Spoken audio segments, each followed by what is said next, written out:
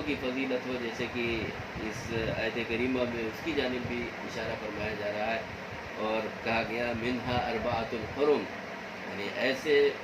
کچھ مہینے ہیں جو بہت ہی محترم ہیں، اور وہ 4 مہینے ہیں۔ زمانۂ جاہلیت میں بھی ان کو بڑا درجہ دیا جاتا تھا، اسلام نے بھی ان کو بڑی اہمیت رکھی، اور ان میں خاص طور پر یہ 4 مہینے ذوالقعدہ کے ہیں، ذوالحجہ کے ہیں، محرم کے ہیں اور رجب کے ہیں۔ یہ 4 مہینے اللہ کے نزدیک بڑے محترم ہیں، اور حدیث میں بھی اس کی صراحت آئی، اللہ کے رسول صلی اللہ علیہ وسلم نے بھی اس کی فضیلت بیان کی، اور قرآن مجید میں اس کی فضیلت آئی۔ تو اس اعتبار سے ان کے یہ جو ایام ہیں، جو دن ہیں، وہ فضیلت کے ہیں۔ لیکن بالکل یہ نہیں کہا جا سکتا کہ کوئی مہینہ خیر کا مہینہ نہیں ہے، کوئی مہینہ منحوس ہے، یا کوئی مہینہ ایسا ہے جس میں خیر کا کام نہیں کیا جا سکتا۔ ہر مہینہ اور ہر دن اللہ کے نزدیک مبارک اور محترم مہینہ ہے۔ چنانچہ اس آیت کریمہ میں اللہ رب تعالیٰ ارشاد فرما رہا ہے، اعوذ باللہ من الشیطان الرجیم، بسم اللہ الرحمن الرحیم، میں پناہ مانگتا ہوں اللہ کی شیطان مردود سے، اور شروع کرتا ہوں اللہ کے نام سے جو بڑا مہربان اور نہایت رحم کرنے والا ہے۔ اللہ کے نزدیک مہینوں کی تعداد 12 ہے۔ ان عدۃ الشہور عند اللہ 12 شہرا،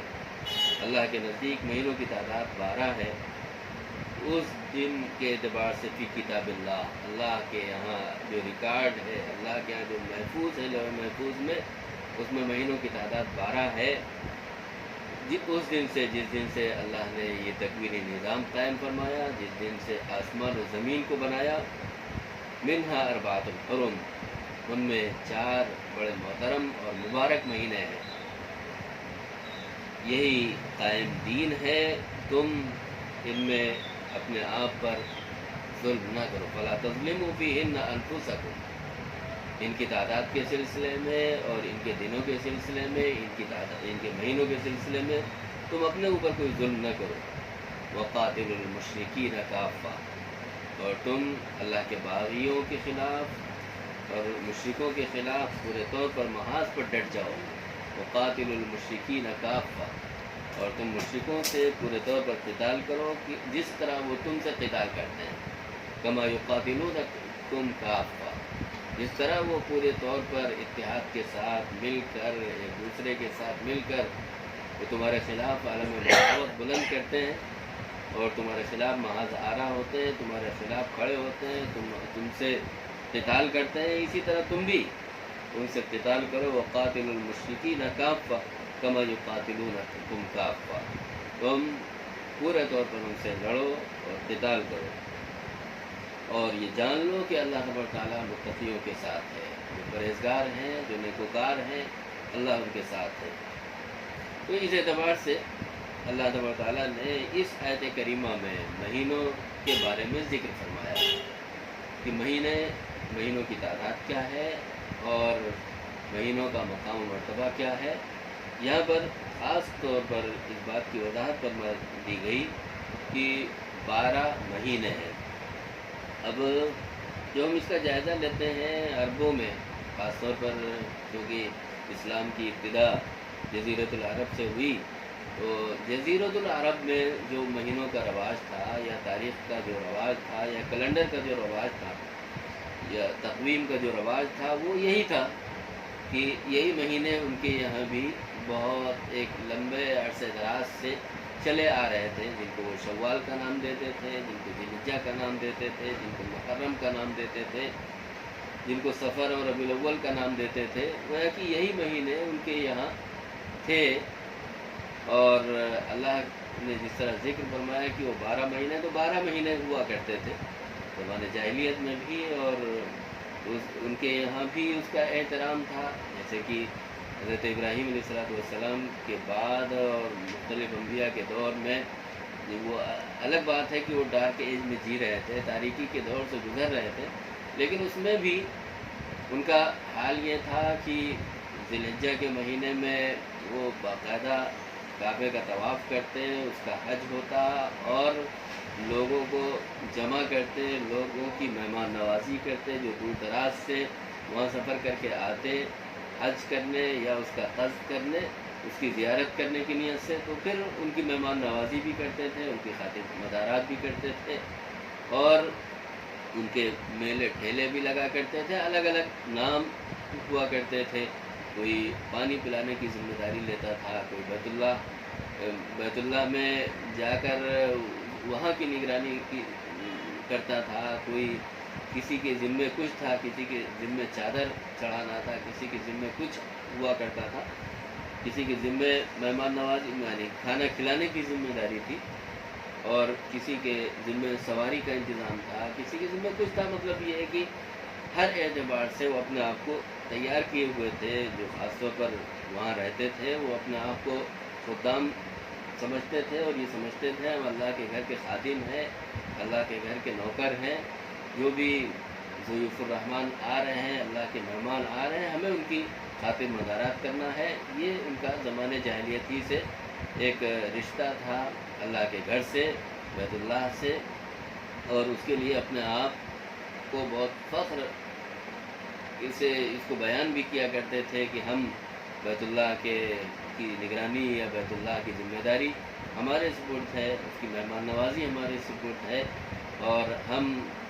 اللہ ضیوف الرحمن کا استقبال کرنے والے ہیں، ان کا استقبال کر رہے ہیں، ان کے لیے بازاریں سجا رہے ہیں، ان کے لیے کھانے پینے کا انتظام کر رہے ہیں، ان کے لیے رہنے سہنے کا انتظام کر رہے ہیں۔ یہ ساری چیزیں ہوا کرتی تھیں، لیکن چونکہ عربوں میں لڑائی بھڑائی کا بڑا مزاج تھا، دور جاہلی کا خاص وصف یہ تھا کہ وہ بڑے بہادر تھے، بڑے شجاع تھے، لیکن یہ جو مہینے ہوا کرتے تھے، خاص طور پر ذوالقعدہ، ذی الحجہ، محرم،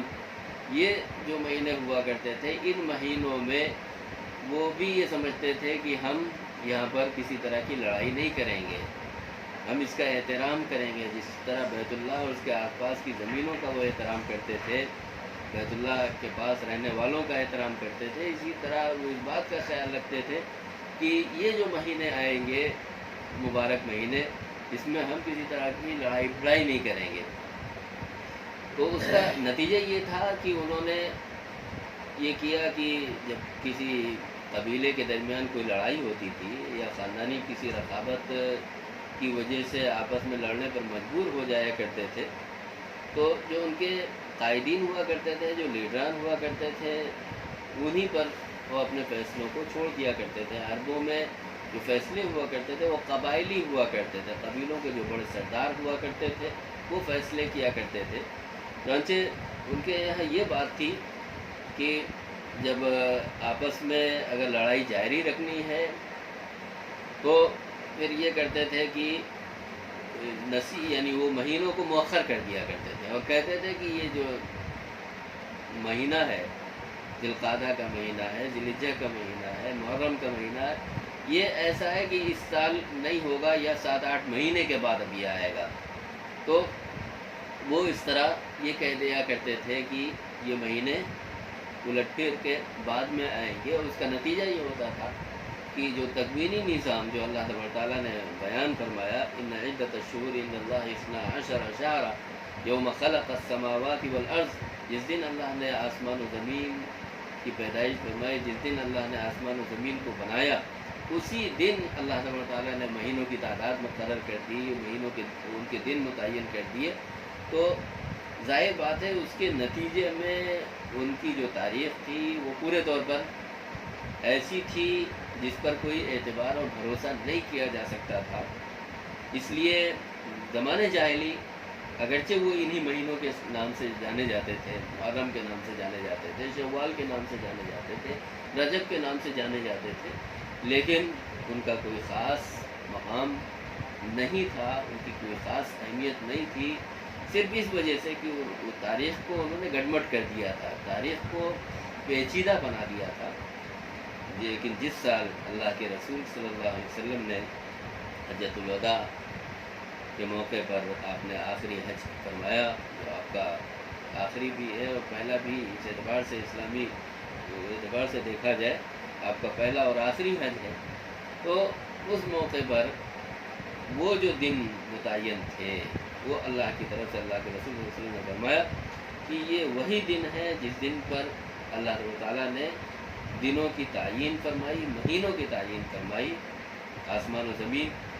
کی جب پیدائش ہوئی، آسمان و زمین کو جب بنایا گیا، تو جو مہینے اور دن اس کے اعتبار سے متعین تھے